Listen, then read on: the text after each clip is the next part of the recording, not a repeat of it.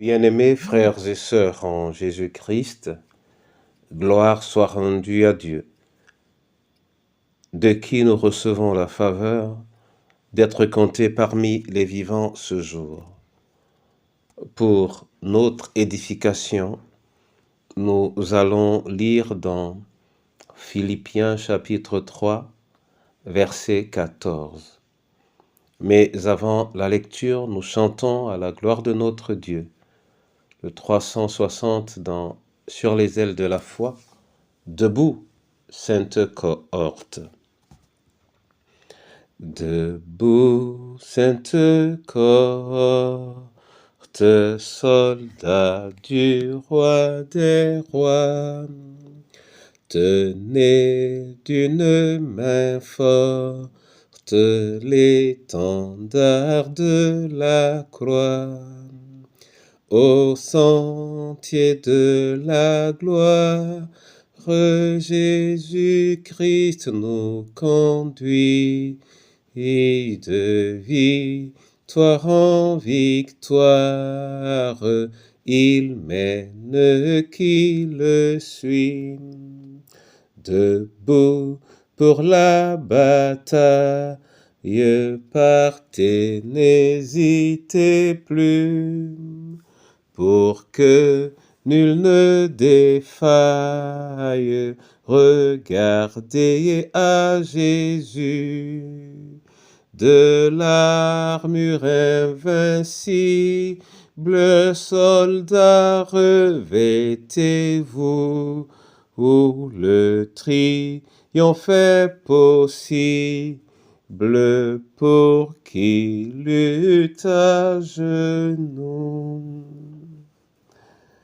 Nous te disons merci Seigneur pour ce privilège. Maintenant, dans ton amour immense, ce que tu as commencé, comble-le par ta parole, au nom de Jésus-Christ. Amen. Philippiens 3, verset 14, là il est écrit « Je cours vers le but pour remporter le prix de la vocation céleste de Dieu en Jésus-Christ. » Amen. Mon frère et ma sœur, c'est l'apôtre Paul qui s'exprime ici, parlant de lui-même, afin que sa situation personnelle puisse influencer la sensibilité et la spiritualité des autres, les Philippiens en premier. Il dit qu'il n'a pas encore remporté le prix. Et il dit, il court vers le but, justement pour remporter le prix de la vocation céleste de Dieu en Jésus-Christ. Chacun de nous doit pouvoir remporter le prix de sa vocation, c'est-à-dire l'appel qu'il a reçu de la part de Dieu. Et pour remplir cette mission, nous avons besoin de Dieu lui-même pour agir à travers nous. Mais l'apôtre dit qu'il court. Ça veut dire qu'il ne se relâche pas. Ça veut dire qu'il ne faiblit pas.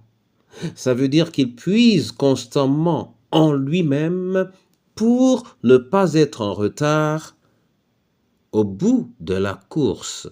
Je cours. Dans ce je cours, il ne s'agit pas de lâcher. Il ne s'agit pas de fuir, mais il court vers le but. Ça veut dire qu'aucune épreuve ne le retient au-delà de la normale. Mais il n'évite aucune épreuve. Mais il refuse qu'il soit retardé par les épreuves. Ça veut dire qu'il y fait face. Et en y faisant face, il y fait face avec la présence et la participation de Dieu. Car Dieu lui a donné un but. Mon frère et ma sœur, plusieurs d'entre nous, en devenant chrétiens, ignorent parfois qu'il y a un but qu'ils ont à atteindre et que pour atteindre leur but, ils doivent se fonder sur Dieu. Dramatiquement, certains pensent qu'ils doivent se servir de Dieu. Non, Dieu nous appelle, non pas nous servir de lui à nos propres fins, mais de nous laisser être asservis par lui afin de produire le fruit qu'il attend de nous et d'atteindre le but qu'il nous a fixé et que certainement il nous a précisé.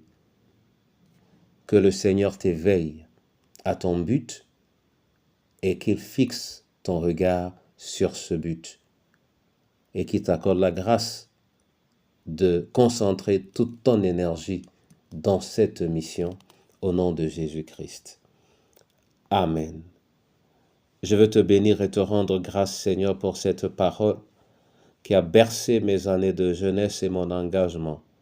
Je veux te prier, Seigneur, afin que sa substance impacte la vie de chacun de tes enfants, qu'il soit en prison, qu'il soit malade, qu'il soit veuf ou orphelin, qu'il soit un parent ayant perdu un enfant, qu'il soit, Seigneur, une famille ou une autorité.